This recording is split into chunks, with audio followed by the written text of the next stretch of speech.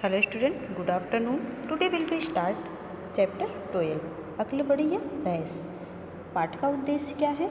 हल्की फुल्की मनोरंजक कहानियों द्वारा बच्चों में पठन पाठन के प्रति रुचि जागृत करना, मुहावरे और कहावतों का प्रयोग कहानी द्वारा समझना। पाठ का सार क्या है? प्रस्तुत कहानी इस विषय वस्तु पर आधारित है कि शारीरिक बल कभी भी बुद्धि बल से टक्कर नहीं ले सकता। भैंस हम भारी भरकम व बलवान होने के बावजूद भी बंदर से सर हार जाती है। कैसे? आइए जानते हैं इस कहानी को पढ़कर। एक समय घना जंगल था, उसमें एक बड़ा तालाब था। उस तालाब में सभी जानवर पानी पीने आया करते थे। तालाब के किनारे एक पेड़ था, उस पर एक बंदर रहता था। वह अक्लमंद था, इसलिए लोग उसे अकलू कहते थे। अकलू का नाम जानवरों के झगड़ों का फैसला करना था। एक दिन तालाब में भैंस पानी पीने गई। गर्मी अधिक थी, इस कारण वह पानी में बैठ गई। पानी कम होने के कारण वह कीचड़ में फंस गई। उसको देखकर बंदर हंसने लगा। भैंस ने कहा, तुझे शर्म नहीं आती? अपने से बड़ों पर हंसना ठीक नहीं।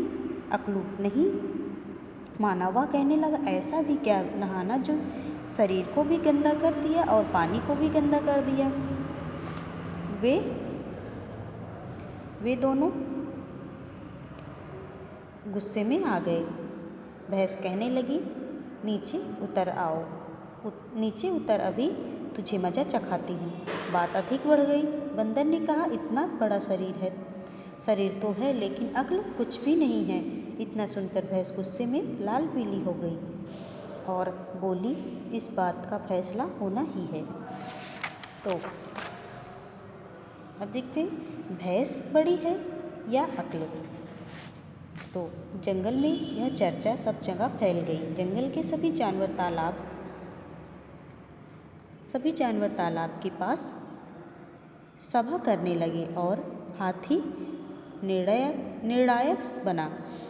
सभी ने राय दी कि तालाब को जो पहले पार करेगा वह बड़ा माना जाएगा।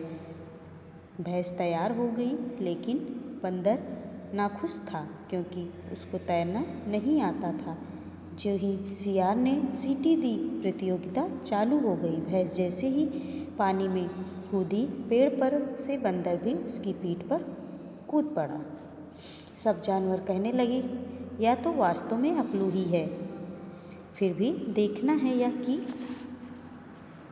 पहले कौन पहुंचता है। भैंस ने बंदर को पूंछ से गिराने की कोशिश की, लेकिन अकलू ने दोनों हाथों से भैंस की सींग पकड़ लिया। देखिए पिक्चर में, देखिए ये सींग को पकड़ा हुआ बंदर उसकी पीठ पर बैठा हुआ है, पकड़ लिया।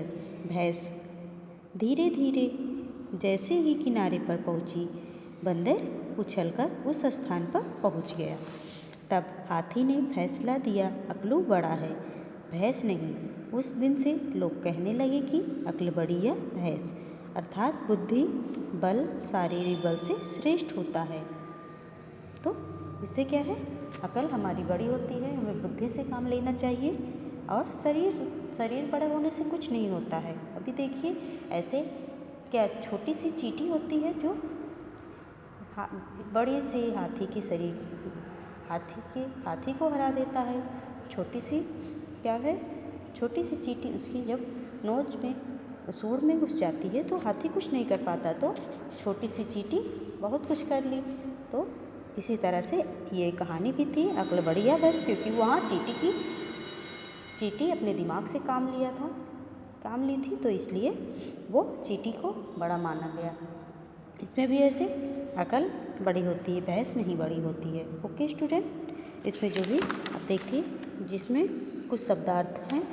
अकलमंद का मतलब होता है बुद्धिमान। लाल पीला होना, गुस्से में होना। कीचड़, पानी और मिट्टी मिला हुआ। फैसला, निर्णय। ठीक है, और इससे देखते हैं निर्णायक मतलब क्या होता है? फैसला करने वाला। सियार होता है जो जयकाल जिसको कहते हैं हम लोग। ओके, इसको अपने कॉपी में राइट कर लीजिएगा जो शब्दार्थ हैं, ठीक है, और इसकी रीडिंग आप कर लीजिएगा। Thank you, have a good day.